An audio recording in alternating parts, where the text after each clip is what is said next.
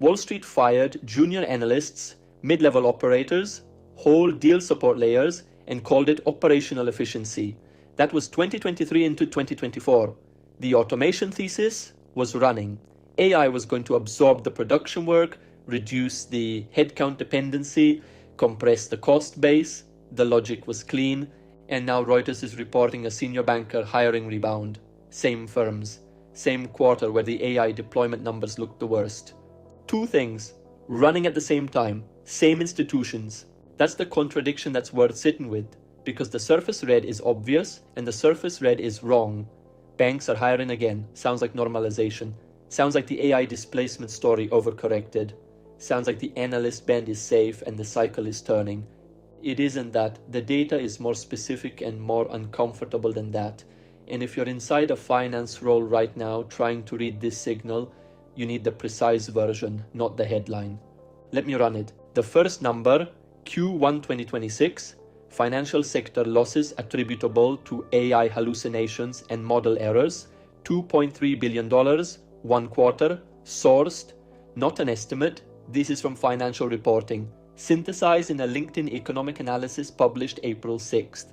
2.3 billion in a single quarter from AI deployment errors. I went back to that number twice before I wrote it down.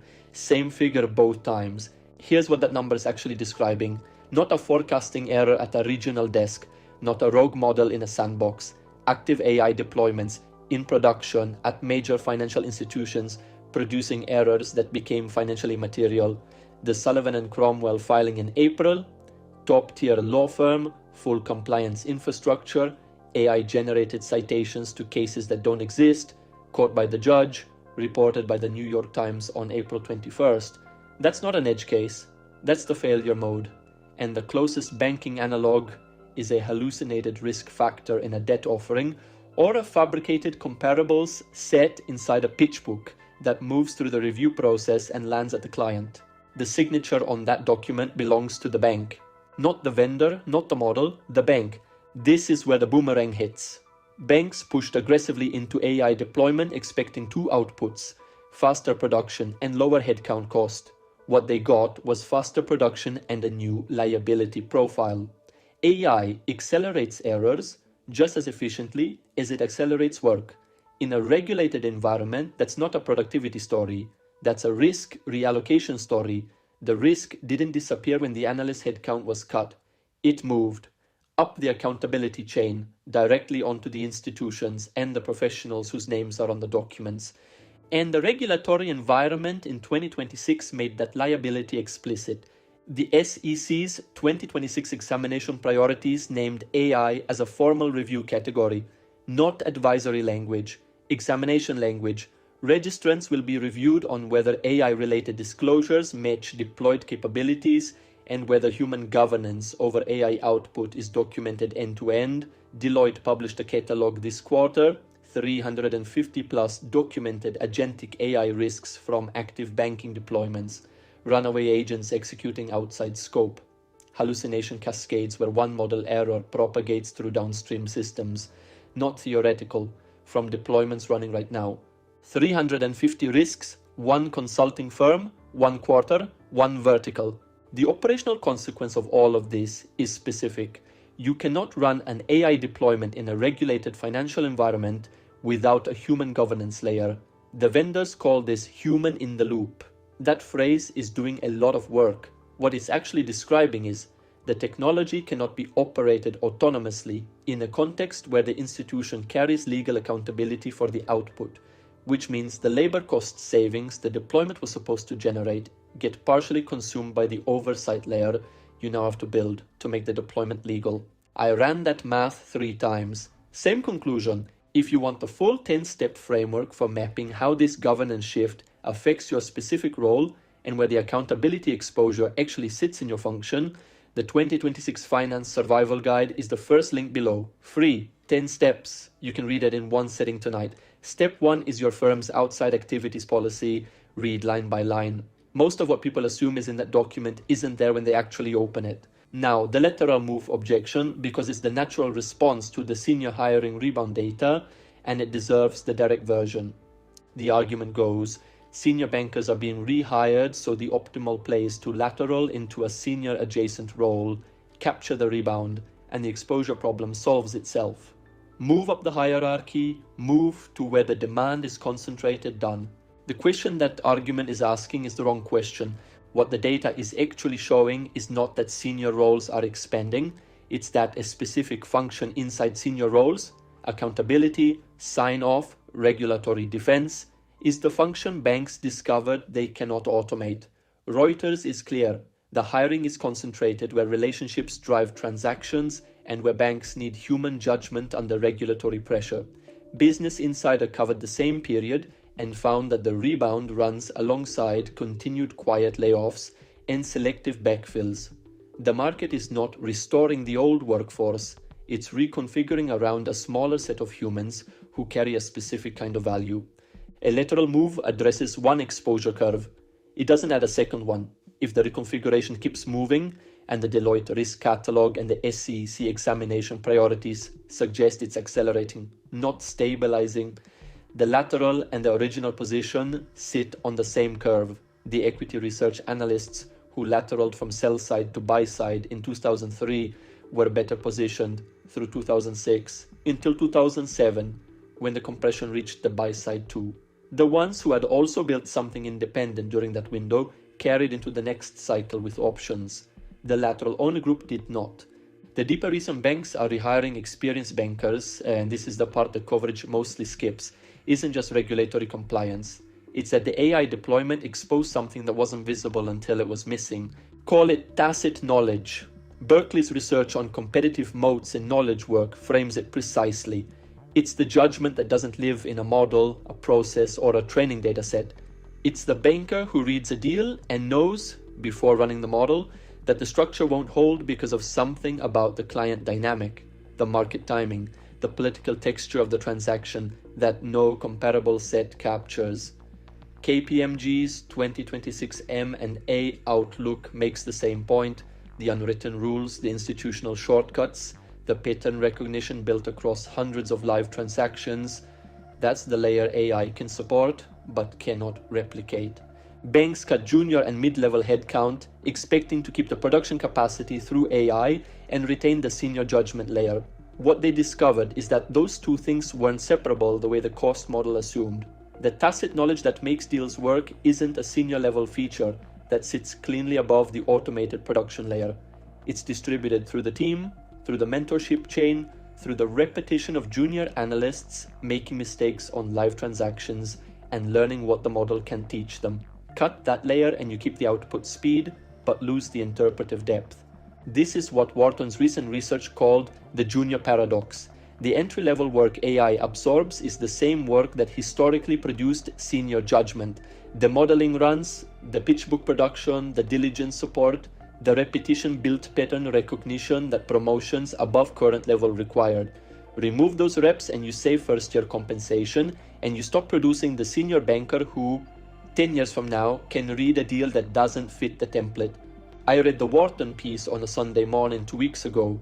There's a section describing the training trajectory, the specific sequence of work between year 1 and year 3 that teaches a banker how to actually evaluate a transaction, not just execute on one. That sequence is not what lands on a junior analyst's desk in 2026. The article wasn't describing a hypothetical. It was describing the disappearance of a specific apprenticeship.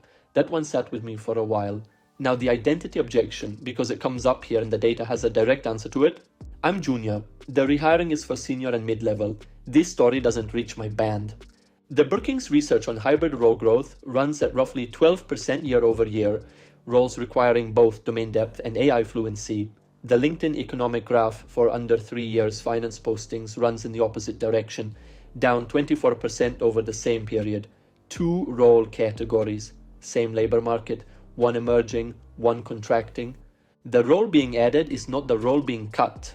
But here's what the supply side of that hybrid hiring market actually looks like. Selby Jennings' 2026 tracking shows the unmet supply on AI finance hybrid roles concentrated in one direction: finance professionals with deep domain knowledge who can speak to AI implementation. Not technologists trying to learn finance. The domain expertise is the scarce input. The technical layer on top of that is acquirable. 80% of current finance graduates don't carry AI/ML proficiency.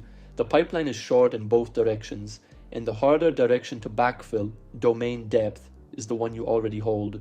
You're not being asked to compete with a Stanford CS graduate for an AI implementation role. You're being asked to recognize that your domain expertise is the scarce input the market has not yet supplied at scale. The compliance objection. I carried this one for about 6 months before I actually read the policy document. The assumption most finance professionals carry about their firm's outside activities policy, what it prohibits, how broadly it's written, is almost never what the document actually says when they open it. What it covers specifically is conflict of interest with current client relationships and direct competition with the firm's business. An analytical content channel for finance professionals is not a registered investment vehicle, not a competing advisory service, not a client-adjacent product. Most people who assume the policy blocks them have not read the policy. Step 1 of the guide is that read line by line. It takes 5 minutes. Most of what people assume is in the document is not in the document. The rehiring pattern stated precisely. Wall Street is not reversing the automation decision. It is correcting the accountability gap the automation decision created. Banks want a smaller, more selective workforce that uses AI for production while reserving humans for oversight, client management, and legal responsibility. The boomerang of risk means that the more aggressively they automate, the more they need senior professionals who can absorb accountability when the regulator calls. The question for the person inside a finance role right now is not whether the rehiring signal is real. Reuters is clear, it's real. The question is whether the role you currently hold is inside the accountability chain that's being rebuilt or inside the production layer that continues to compress. Pull a current job description for your band. Compare it to the 2024 version of the same posting at the same firm. The language has shifted. The 2024 version specified execution.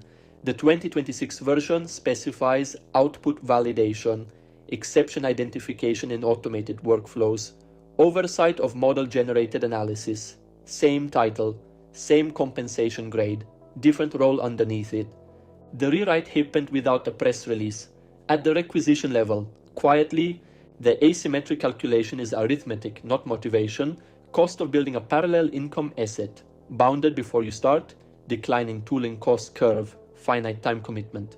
Once the structure exists, the career optionality it produces is independent of whether the displacement scenario at your desk fires fast, slow, or misses your band entirely. Cost of not building, probability of displacement plus probability of role rewrite plus probability of governance, headcount replacing analyst headcount at your firm, all running against W2 concentration risk. 2 columns, not symmetric. If you're in IB or corporate finance and you've been through an internal restructuring cycle in the last 18 months, drop what the framing was internally in the comments. I want to see whether it matched the Deloitte risk catalog or whether the language ran ahead of the actual deployment reality. That gap between the official narrative and the operational data is where the signal is. The 10 steps that turn this analysis into something actionable, specific moves in order for someone at your position right now, are in the guide. First link below, not a course, not a program, a strategic audit you can run this week. Here's the thesis, stated cleanly. Wall Street is quietly rehiring senior bankers, not because AI failed and the old model is returning. It's rehiring because AI created a liability profile that requires experienced human sign-off at every point in the chain where legal accountability is non-negotiable. The technology that was supposed to reduce headcount created a new headcount line, and that line demands a different skill mix than the analyst pipeline it partially replaced. None of them argue that the analyst band is safe. They argue that the role is being rewritten around a function the analyst band was not historically trained to perform.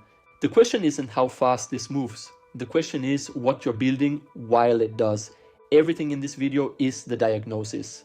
The architecture, how to actually build the parallel asset, how to sequence it against your current role, how the asymmetric opportunity calculation runs against your specific function. That's the video master. It's on screen now. Click it and I'll walk you through the complete build. Thanks for the time. Comments are open if the data reads differently from where you sit. See you in the next one. Simone.